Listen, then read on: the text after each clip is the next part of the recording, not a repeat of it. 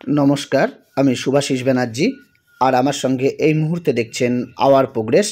আজকে আমরা আলোচনা করব দখল করা সম্পত্তি যদি আপনাদের কেউ দখল করে থাকেন বা অন্য কারো সম্পত্তি যিনি মালিক, আসল মালিক, তারও এই ভিডিওটি অবশ্যই দেখা দরকার।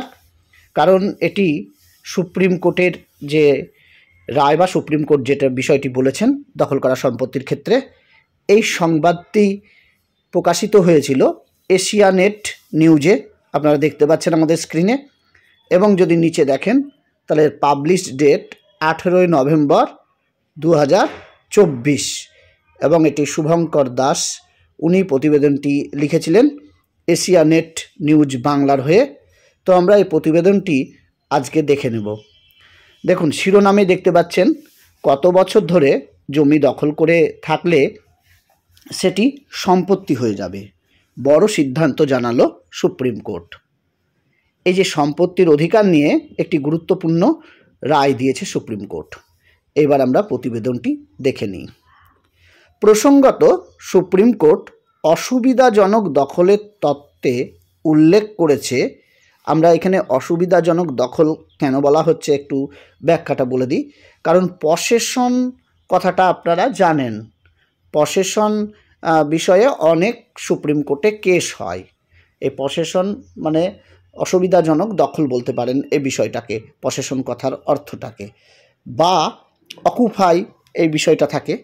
এই তত্ত্ব উল্লেখ করেছে যার অধীনে একজন ব্যক্তি যিনি মূল মালিক নন, তবে তিনি যদি কমপক্ষে 12 বছর পর্যন্ত সেই সম্পত্তির দখল রেখে দেন এবং আসল মালিক তাকে উচ্ছেদ করতে কোনোরূপ আইনি ব্যবস্থা গ্রহণ না করেন, তাহলে সেই ব্যক্তি মালিকানা লাভ করতে পারেন।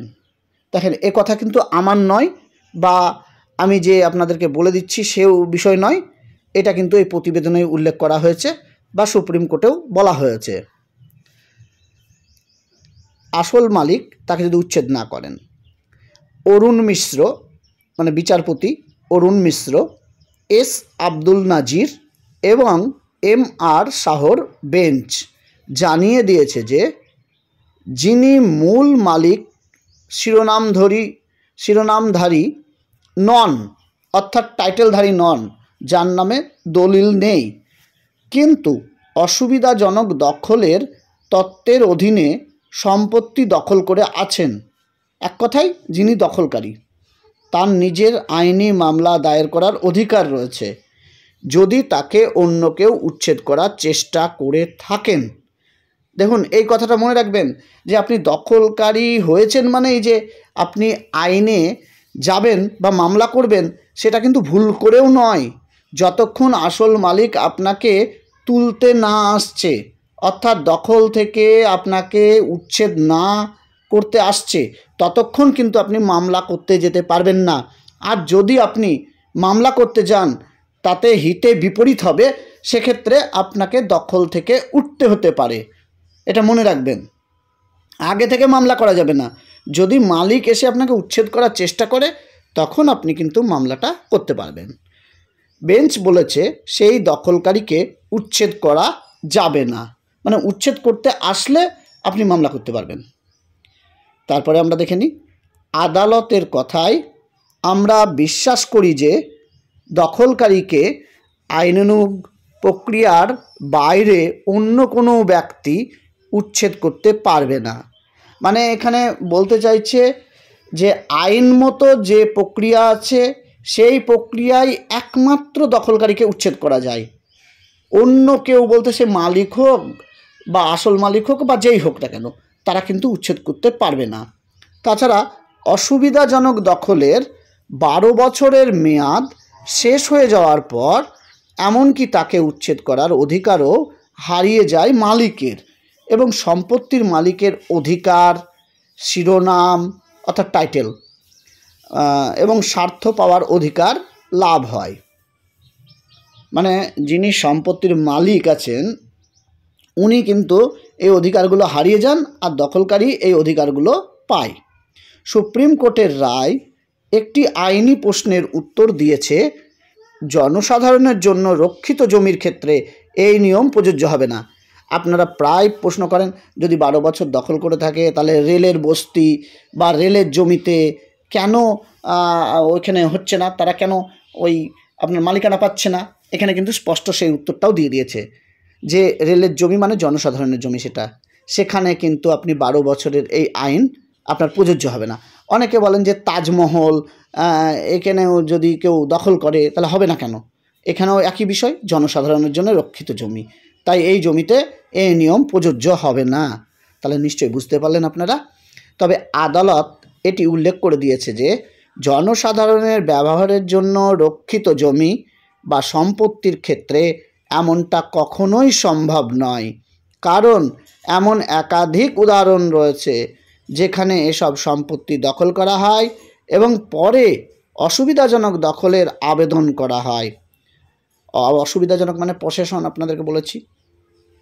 এক্ষেত্রে বেঞ্চ বলেছে এমন একটি ক্ষেত্রে জনসাধারণের উপকারের জন্য রক্ষিত জমিতে অধিকার অর্জন করা উচিত নয়।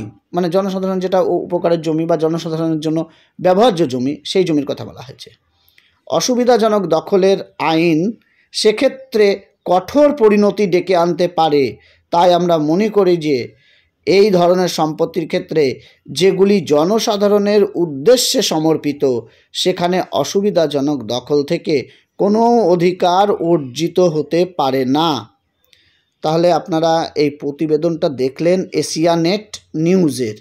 এবার আমরা কিছুটা এর যে সার মর্মার্থ সেটা যদি একটু বলি তাহলে এই বিষয়টা এরকম দাঁড়ালো, সুপ্রিম কোর্ট যেটা বলতে চাইছে যে কেউ যদি 12 বছর দেখা গেল অতিক্রম করলো কোনো দখলকারী এবং যিনি আসল মালিক ছিলেন উনি তাকে উচ্ছেদ করার কোনো চেষ্টা করেননি বা কোনো কিছুই উনি বলেননি বা তাকে অভিযোগ করেননি বা থানায় যে 107 SDM কোর্টে যে সেকশনটা লাগাতে হয় সেটাও উনি লাগাননি।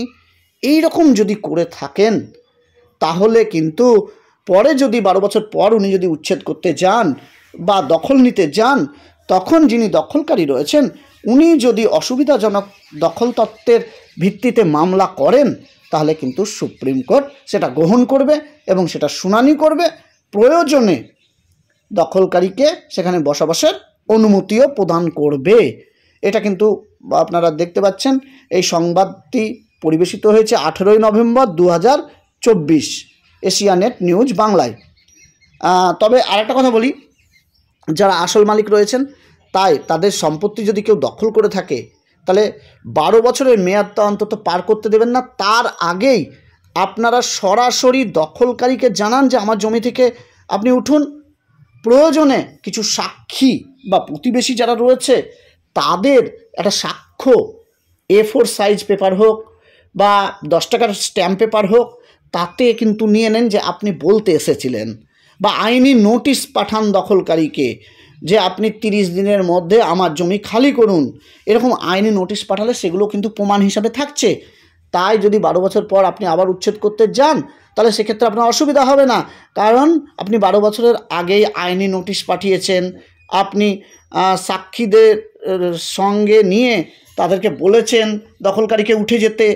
আর আরেকটা কাজ করতে পারেন যেটা আপনার SDM কোর্টেও রয়েছে, পাশাপাশি আপনি স্থানীয় পুলিশের ওখানেও FIR করে রাখুন যে আপনার জমি দখল হয়ে গেছে বলে, তাহলে এই প্রমাণগুলো কিন্তু আপনার থাকবে। কিন্তু সব কাজই আপনি 12 বছরের আগে করুন। এই 12 বছর ধরে নিশ্চিন্তে ঘুমাবেন না। এই ঘুমালে কিন্তু আপনার যে জমি অসুবিধাজনক দখল তত্ত্বের ভিত্তিতে কিন্তু হাতছাড়া হতে পারে। তাই আপনাদেরকে বলে রাখছি যে যারা মূল মালিক বা আসল মালিক যদিও জমি দখল হয়ে থাক কিন্তু এই কাজগুলো আপনারা করুন, তাহলে কিন্তু তাও আপনারা কোর্টে গিয়ে অন্তত ডিফেন্স করতে পারবেন, যে আপনাদের কথা বলতে পারবেন। আর না হলে কিন্তু এই রকম দশা হবে, এই মামলাটার যেমন দশা হয়েছে। তাই যারা আসল মালিক তাদের প্রত্যেকের উচিত অন্তত এভিডেন্স রেখে দেওয়া 12 বছর আগের, অর্থাৎ মানে দখল যাতে 12 বছর পার না হয় এভিডেন্সটা অন্তত রাখুন, এবং সেটা লিখিত এভিডেন্স। সেটা তো আমি বলে দিলাম যে কী কী আপনারা করবেন। সেই ব্যাপারটা কিন্তু মনে রাখবেন। যাই হোক, আজকে এই ভিডিওটি এখানেই শেষ করলাম। আমি শুভাশিস ব্যানার্জি আজকের মতো বিদায় নিচ্ছি। আবার পরবর্তী ভিডিওতে খুব শীঘ্রই দেখা হবে।